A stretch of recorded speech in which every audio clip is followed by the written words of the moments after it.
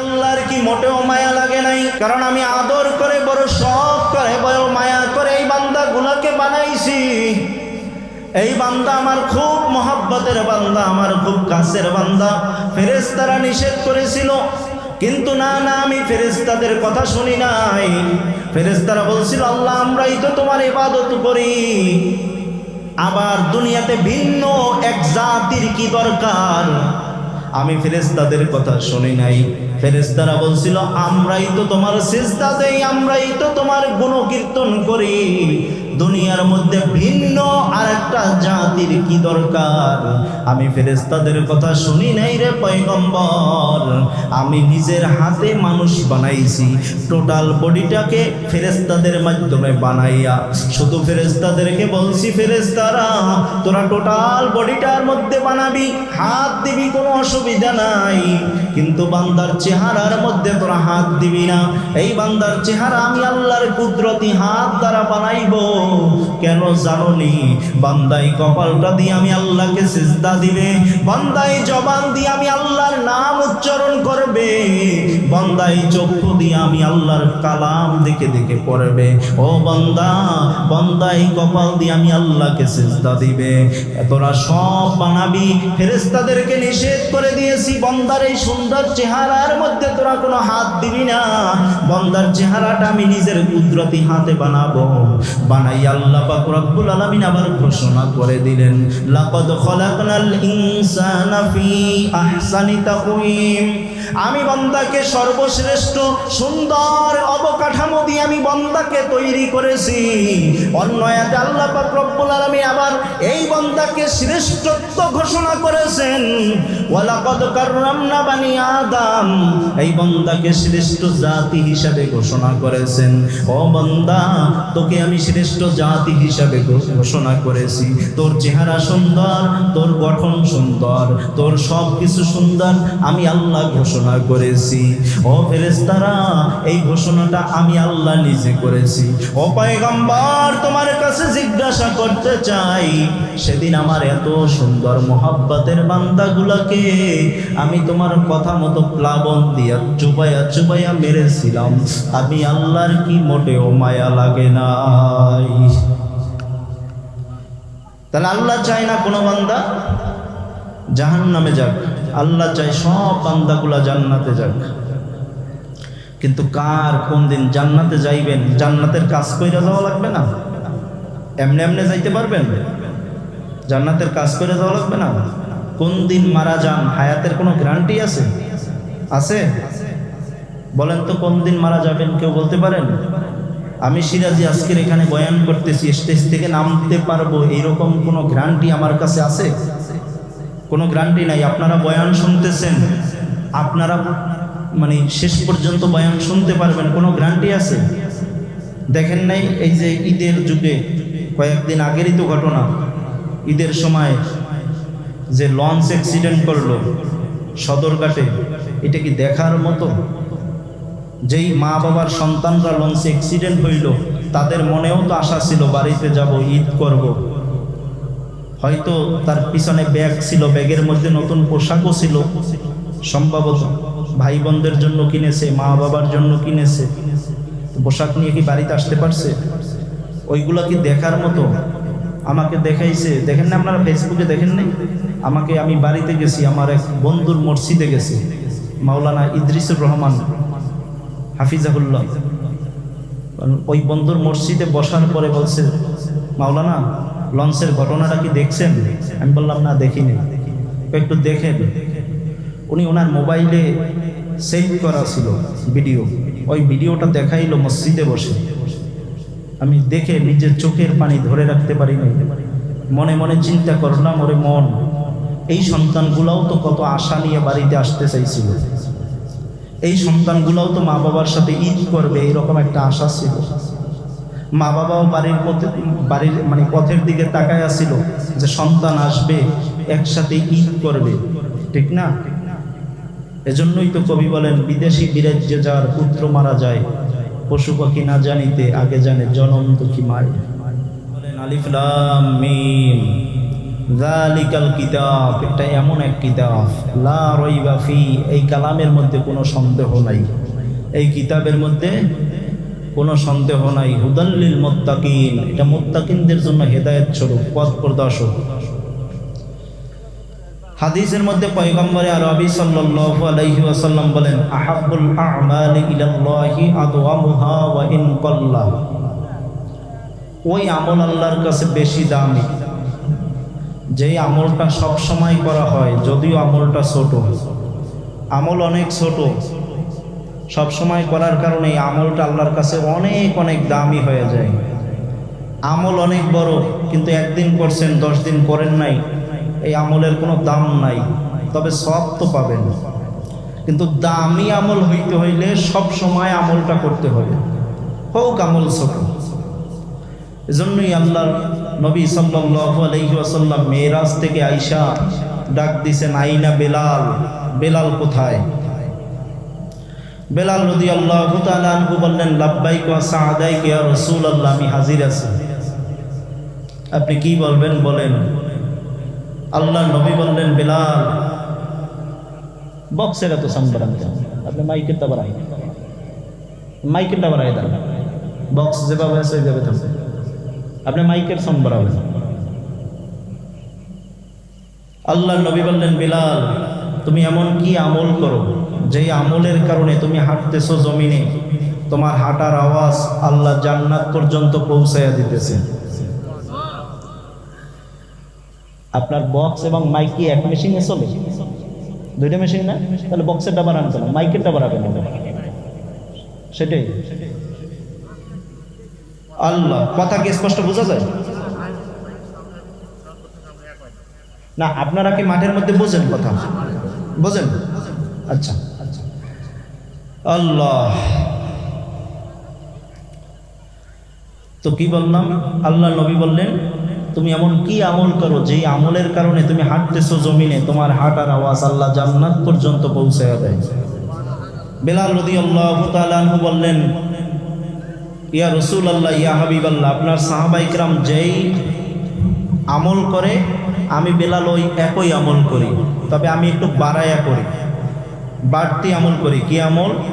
যখনই উজু করি, উজু সাথে সাথে তাহিয়াতুল উজু 2 রাকাত নামাজ পড়ি, এটা বাদ দেই না, সব সময় করি, অনাবরত করি, এটা কখনো বাদ দেই না। আল্লাহ নবী বললেন, বেলাল আমলটা অনেক ছোট, কিন্তু সব সময় করার কারণে আল্লাহ পাক রব্বুল আলামিন তোমার মর্তবা এত পরিমাণ বাড়ায়া দিছে, তুমি হাঁটতেছো জমিনে, তোমার হাঁটার আওয়াজ আল্লাহ জান্নাত পর্যন্ত পৌঁছাইয়া দিতেছে। ছোট্ট আমল, কিন্তু সব সময় করার কারণে আল্লাহ মর্তবা দেখেন কত বাড়ায়া দিছে, ঠিক না? এজন্য আল্লাহ পাক রব্বুল আলামিন দুনিয়াতে মানুষ বানাইছে জাহান্নামে দেওয়ার জন্য, বানায় নাই। সব মানুষগুলোকে আল্লাহ পাক জান্নাতে দেওয়ার জন্য বানাইছেন, কারণ এই মানুষগুলা বান্দাগুলা আল্লাহর বড় মোহাব্বতের বান্দা, অনেক মোহাব্বত করে এই মানুষগুলোরে বানাইছে, জাহান্নামে দেওয়ার জন্য বানায় নাই।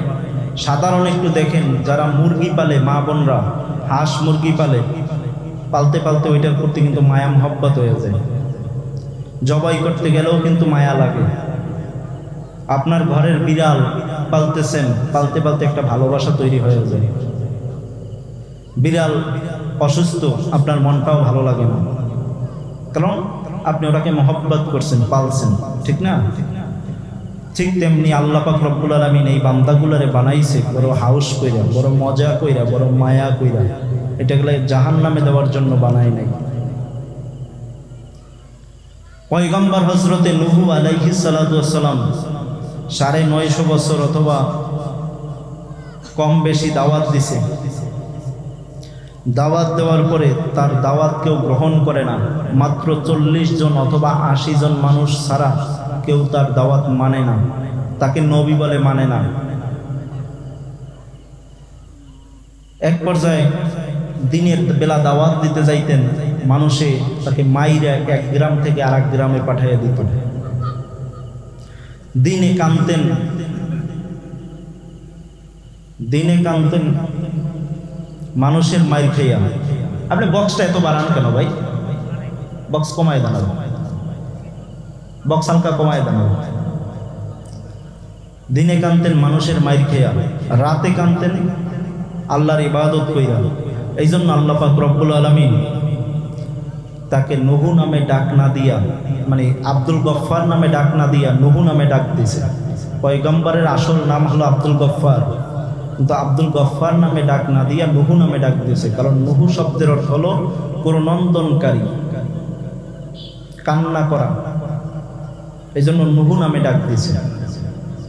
এই নুহু আলাইহিস সালাম দেখে কোনো মানুষ তার কালেমা পড়ে না। এক পর্যায়ে অতিষ্ঠ হইয়া আল্লাহর কাছে বরদোয়া দিলেন, আল্লাহ তুমি এই জাতিকে ধ্বংস করে দাও। আল্লাহ পাক রব্বুল আলামিন বললেন, পয়গম্বর অচিরেই আমি প্লাবন দিব, প্লাবন দিয়ে এই জাতিকে ধ্বংস করে দিব। আপনারা জানেন মূল ঘটনা বলা উদ্দেশ্য না, আমার বোঝানোটা উদ্দেশ্য। পয়গম্বর নূহ আলাইহিস সালাতু ওয়াস সালাম 950 বছর দাওয়াত দিয়া যখন পাই নাই, যখন আল্লাহর কাছে বরদোয়া দিলেন, আল্লাহ তুমি এই জাতিকে ধ্বংস করে দাও, আল্লাহ পাক রব্বুল আলামিন সাথে সাথে প্লাবন দিয়া ওই জাতিকে ধ্বংস করে দিলেন। প্লাবন থামার পরে আল্লাহ পাক রব্বুল আলামিন ডাক দিয়া বললেন, পয়গম্বর আপনি মাটির বাসন বানান, মাটির প্লেট বানান, মাটির বর্তন বানান। কোনো কেন টেন প্রশ্ন করে নাই, বানানো শুরু করলেন। মাসকে মাস বসে, বছরকে বছর বসে মাটির বাসন বানাইলেন। হাজার হাজার লক্ষ লক্ষ মাটির বাসন বানাইলেন। হঠাৎ আল্লাহ পাক রব্বুল আলামিন ডাক দিয়া বললেন, পয়গম্বর এই মাটির বাসনগুলোকে আপনি ভেঙে ফেলেন। বলার সাথে সাথে পয়গম্বর বললেন, আল্লাহ নিজের হাতে বানাইছি, বড় মায়া লাগে যে, নিজের হাতে বানাইছি, ভাঙতে মায়া লাগে যে। আল্লাহ পাক রব্বুল আলামিন বললেন, পয়গম্বর মাটির বাসন ভাঙতে বলছি, আপনার মায়া লাগতেছে। আমি জিজ্ঞাসা করতে চাই, এই মাটির বাসনগুলোকে আপনি কোনো রূহ দিতে পারছেননি? বলে না পারি নাই। হাত দিতে পারছেননি? বলে না পারি নাই। কথা বলতে পারেনি? বলে না পারে না। এইগুলা হাঁটতে পারেনি? বলে না পারে না। এর কোনো জীবন আসেনি? বলে না, জীবন নাই। শুধু জড় পদার্থ ভাঙতে বলছি, নিজের হাতে বানাইছেন, এই জন্য ভাঙতে আপনার মায়া লাগতেছে। ও পয়গম্বর আমি জিজ্ঞাসা করতে চাই, যেদিন আপনি বরদোয়া দিয়েছিলেন, আল্লাহ তুমি এই জাতিকে ধ্বংস করে দাও, এই মানুষগুলোকে তুমি ধ্বংস করে দাও, আমি জিজ্ঞাসা করতে চাই ওই মানুষগুলারে কে বানাইছিল? ও পয়গম্বর সেদিন আমি আল্লাহর কি মোটেও মায়া লাগে নাই? কারণ আমি আদর করে, বড় শখ করে, বড় মায়া করে এই বান্দাগুলোকে বানাইছি। এই বান্দা আমার খুব মহব্বতের বান্দা, আমার খুব কাছের বান্দা। ফেরেশতারা নিষেধ করেছিল, কিন্তু না না, আমি ফেরেশতাদের কথা শুনি নাই। ফেরেশতারা বলছিল, আল্লাহ আমরাই তো তোমার ইবাদত করি, আবার দুনিয়াতে ভিন্ন এক জাতির কি দরকার? আমি ফেরেশতাদের কথা শুনি নাই। ফেরেশতারা বলছিল, আমরাই তো তোমার সিজদা দেই, আমরাই তো তোমার গুণকীর্তন করি, দুনিয়ার মধ্যে ভিন্ন আরেকটা জাতির কি দরকার? আমি ফেরেশতাদের কথা শুনি নাই রে পয়গম্বর। আমি নিজের হাতে মানুষ বানাইছি, টোটাল বডিটাকে ফেরেশতাদের মাধ্যমে বানাইয়া শুধু ফেরেশতাদেরকে বলছি, ফেরেশতারা তোরা টোটাল বডিটার মধ্যে বানাবি, হাত দিবি, কোনো অসুবিধা নাই, কিন্তু বান্দার চেহারার মধ্যে তোরা হাত দিবি না।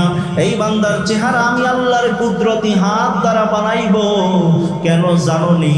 বান্দাই কপালটা দিয়ে আমি আল্লাহকে সিজদা দিবে, বান্দাই জবান দিয়ে আমি আল্লাহর নাম উচ্চারণ করবে, বান্দাই চক্ষু দিয়ে আমি আল্লাহর কালাম দেখে দেখে পড়বে।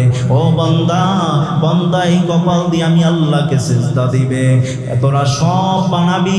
ফেরেশতাদেরকে নিষেধ করে দিয়েছি, বান্দার এই সুন্দর চেহারার মধ্যে তোরা কোনো হাত দিবি না। বান্দার চেহারাটা আমি নিজের কুদরতি হাতে বানাবো। বানাই আল্লাহ পাক রব্বুল আলামিন আবার ঘোষণা করে দিলেন, লাকাদ খলাকনাল ইনসানা ফি আহসানি তাকওয়িম। আমি বান্দাকে সর্বশ্রেষ্ঠ সুন্দর অবকাঠামো দিয়ে আমি বান্দাকে তৈরি করেছি। অন্য আয়াতে আল্লাহ পাক রব্বুল আলামিন আবার এই বান্দাকে শ্রেষ্ঠত্ব ঘোষণা করেছেন, ওয়ালাকাদ কাররামনা বানি আদম, এই বান্দাকে শ্রেষ্ঠ জাতি হিসাবে ঘোষণা করেছেন। ও বান্দা, তোকে আমি শ্রেষ্ঠ জাতি হিসাবে ঘোষণা করেছি। তোর চেহারা সুন্দর, তোর গঠন সুন্দর, তোর সব কিছু সুন্দর, আমি আল্লাহ ঘোষণা করেছি। ও ফেরেশতারা, এই ঘোষণাটা আমি আল্লাহ নিজে করেছি। ও পয়গম্বর, তোমার কাছে জিজ্ঞাসা করতে চাই, সেদিন আমার এত সুন্দর মোহাব্বতের বান্দাগুলাকে আমি তোমার কথা মতো প্লাবন দিয়া চুবাইয়া চুবাইয়া মেরেছিলাম, আমি আল্লাহর কি মোটেও মায়া লাগে নাই? তাহলে আল্লাহ চায় না কোনো বান্দা জাহান্নামে যাক, আল্লাহ চায় সব বান্দাগুলা জান্নাতে যাক। কিন্তু কার কোন দিন জান্নাতে যাইবেন, জান্নাতের কাজ কইরা যাওয়া লাগবে না? এমনি এমনি যাইতে পারবেন? জান্নাতের কাজ করে যাওয়া লাগবে না? কোন দিন মারা যান, হায়াতের কোনো গ্যারান্টি আছে? আছে? বলেন তো কোন দিন মারা যাবেন, কেউ বলতে পারেন? আমি সিরাজি আজকের এখানে বয়ান করতেছি, স্টেজ থেকে নামতে পারবো এইরকম কোনো গ্যারান্টি আমার কাছে আছে? কোনো গ্যারান্টি নাই। আপনারা বয়ান শুনতেছেন, আপনারা মানে শেষ পর্যন্ত বয়ান শুনতে পারবেন, কোনো গ্যারান্টি আছে? দেখেন নাই এই যে ঈদের যুগে কয়েকদিন আগেরই তো ঘটনা, ঈদের সময় যে লঞ্চ অ্যাক্সিডেন্ট করলো সদরঘাটে, এটা কি দেখার মতো? যেই মা বাবার সন্তানরা লঞ্চে অ্যাক্সিডেন্ট হইল, তাদের মনেও তো আশা ছিল বাড়িতে যাব, ঈদ করব। হয়তো তার পিছনে ব্যাগ ছিল, ব্যাগের মধ্যে নতুন পোশাকও ছিল, সম্ভবত ভাই বোনদের জন্য কিনেছে, মা বাবার জন্য কিনেছে। পোশাক নিয়ে কি বাড়িতে আসতে পারছে? ওইগুলা কি দেখার মতো? আমাকে দেখাইছে, দেখেন না আপনারা ফেসবুকে দেখেন নাই? আমাকে, আমি বাড়িতে গেছি, আমার এক বন্ধুর মসজিদে গেছি, মাওলানা ইদ্রিসুর রহমান হাফিজাহুল্লাহ। ওই বন্ধুর মসজিদে বসার পরে বলছে, মাওলানা লঞ্চের ঘটনাটা কি দেখছেন? আমি বললাম না, দেখিনি। একটু দেখেন। উনি ওনার মোবাইলে সেভ করা ছিল ভিডিও, ওই ভিডিওটা দেখাইলো মসজিদে বসে। আমি দেখে নিজের চোখের পানি ধরে রাখতে পারি নাই। মনে মনে চিন্তা করলাম, ওরে মন, এই সন্তানগুলাও তো কত আশা নিয়ে বাড়িতে আসতে চাইছিল, এই সন্তানগুলাও তো মা বাবার সাথে ঈদ করবে এইরকম একটা আশা ছিল। মা বাবাও বাড়ির মানে পথের দিকে তাকায় আসছিল যে সন্তান আসবে, একসাথে ঈদ করবে, ঠিক না? এজন্যই তো কবি বলেন, বিদেশি বিরাজ্যে যার পুত্র মারা যায়, পশু পাখি না জানিতে আগে জানে জনম দুঃখী মায়। বিদেশে দূরে সন্তানের একটু অসুবিধা হয়েছে, দেখবেন মায়ের কলিজায় টান মেরে যায়, আমার সোনা পাখির না যেন কি হয়েছে, আমার বাচ্চা ধনের যেন কি না হয়েছে, আমার আদরের সন্তানের যেন কি হয়েছে, ঠিক না? এজন্য কোন দিন মারা যাবেন কোনো গ্যারান্টি আছে বাবা? এজন্য ওয়াজ শুনতে শুনতে আমরা তো আজকের মানে একাধিকবার বহু বছর ধরে ওয়াজ শুনতেছি, কিন্তু পরিবর্তন নাই। ওয়াজ করা আমাদের বক্তাদের এখন পেশা, আর আপনারা যারা শ্রোতা আছেন, আপনাদের ওয়াজ শোনা হয়ে গেছে নেশা। এই নেশা আর পেশা এক জায়গায় হইলে ফলাফল জিরো। এজন্য ওয়াজ শুনবেন, এইটাই আমার জীবনের শেষ ওয়াজ, এখান থেকে আমি কিছু শিক্ষা নিব। ওয়াজের প্যান্ডেলে বসবেন তো ন্যায় করে বসবেন যে এইটাই আমার জীবনের শেষ বয়ান, আর কোনো বয়ান নাই। যদি শুনি নফল হিসাবে শুনব, কিন্তু নিজের জীবন ধ্বংস করিয়েন না। বালিশের সাথে মাথা দিয়ে চিন্তা করিয়েন সিরাজে কি বইলা গেল। আবার আগামী বছর দাওয়াত দিবেন আমাকে, এই জন্য আমি কথাগুলো বলতেছি না। এই মাঠে প্রায় কত 5 বছর মনে হয়, 5 বছর বয়ান করতেছি মাঠে। আবার আগামী বছর দাওয়াত দিবেন, এজন্য কথা বলতেছি না। আল্লাহর কসম, আল্লাহর কসম, নিজের জীবনকে পরিবর্তন করেন। বালিশের সাথে মাথা দিয়া চিন্তা করিয়েন যে জীবনে কত গুনাহ করেছেন। দেখবেন একা একা যখন নিরিবিলি হবেন, তখন গুনার কথা মনে পড়বে। কত জায়গায় অন্যায় করেছেন, কত গুনাহ করেছেন, তখন আল্লাহর কাছে তওবা করিয়েন। অতিও গভীর হয় রজনী যখন, নীরবে প্রভুর নাম ডাকিও তখন।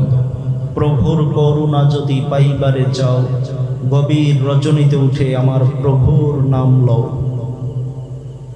গভীর রাতে আল্লাহর কাছে ক্ষমা চাইবেন, গভীর রাতে আল্লাহর কাছে বলবেন, দুনিয়ার জমিনে আপনার আপন বলতে কেউ নেই, সবাই স্বার্থের জন্য আপন। স্বার্থে ব্যাঘাত ঘটলে, স্বার্থে আঘাত লাগলে আপনার আপন মাও আপনার আপন না, আপনার আপন বাবাও আপনার আপন না, আদরের ভাইটাও আপনার আপন না। স্বার্থে যদি আঘাত লাগে, স্বার্থ ছাড়া দুনিয়ায় কেউ না। এজন্য স্বার্থ ছাড়া একমাত্র আপন আমার মাওলা। কথা বলেন ঠিক কিনা? যুবক তোমাদেরকেও বলছি, স্বার্থ ছাড়া কেউ আপন না। কয়দিন বাঁচবা? তোমার মতো যুবকই তো প্রতিদিন পত্রিকার খবর মারা যাইতেছে। এখন মুরব্বীদের চাইতে যুবকের খবর, মৃত্যুর খবর সবচেয়ে বেশি।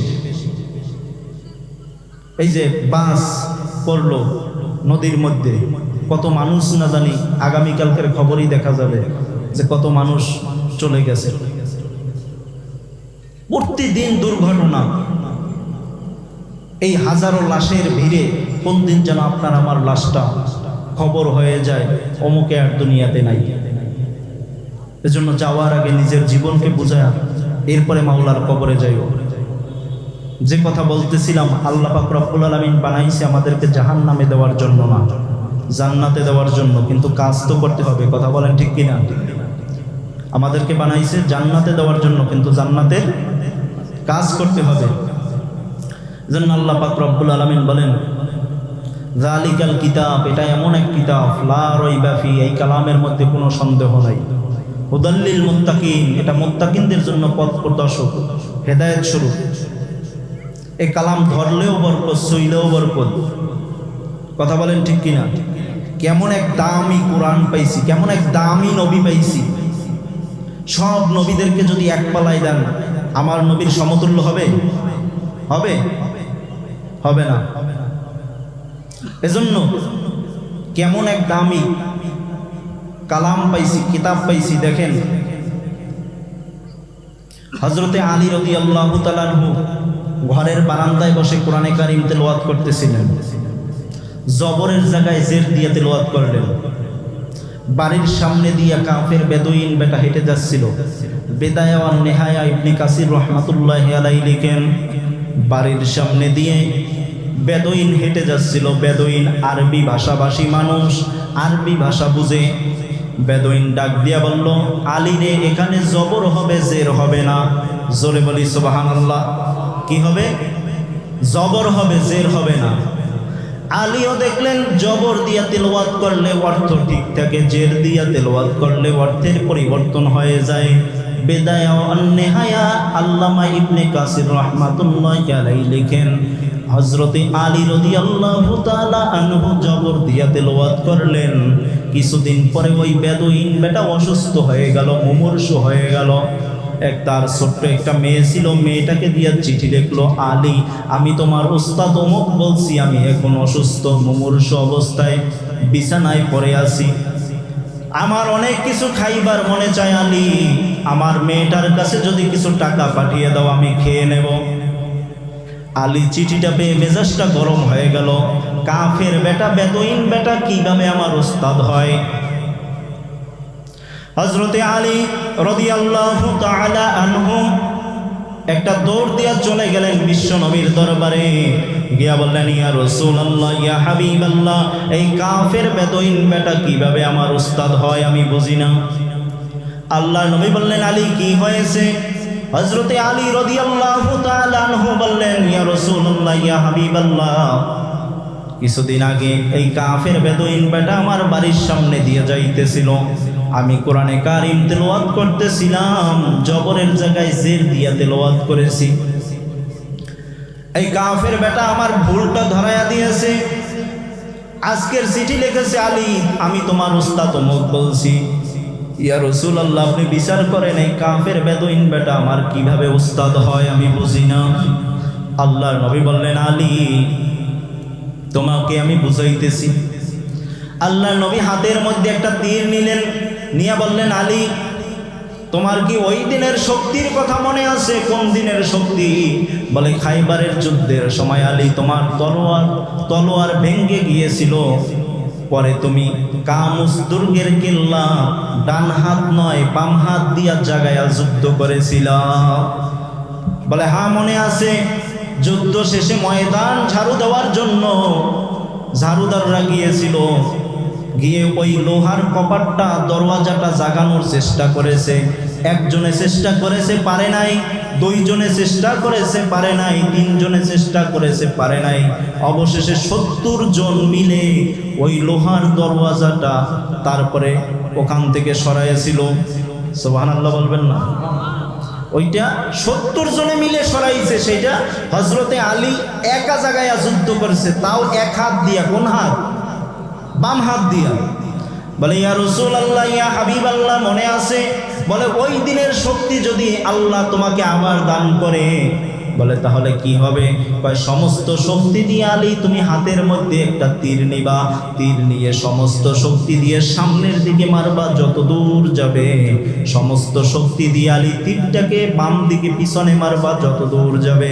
সমস্ত শক্তি দিয়ে আলী তীরটাকে ডান দিকে মারবা যত দূর যাবে। সমস্ত শক্তি দিয়ে আলী তীরটাকে ডান দিকে মারবা যত দূর যাবে। সমস্ত শক্তি দিয়ে আলী তীরটাকে উপরের দিকে মারবা যত দূর যাবে। বিশাল এক গোডাউন তৈরি হয়ে গেল।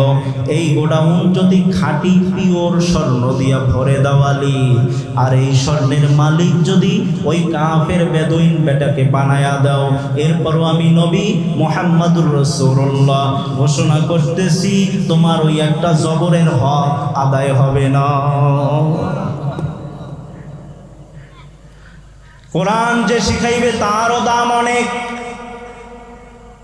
এজন্যই তো নবীজি হাদিসের মধ্যে বলেন দুনিয়ার মধ্যে সর্বশ্রেষ্ঠ জাতি হলো যে কোরআনুল কারীম শিখে এবং শিখায়। এই দুই শ্রেণীর মানুষ হলো সর্বশ্রেষ্ঠ মানুষ।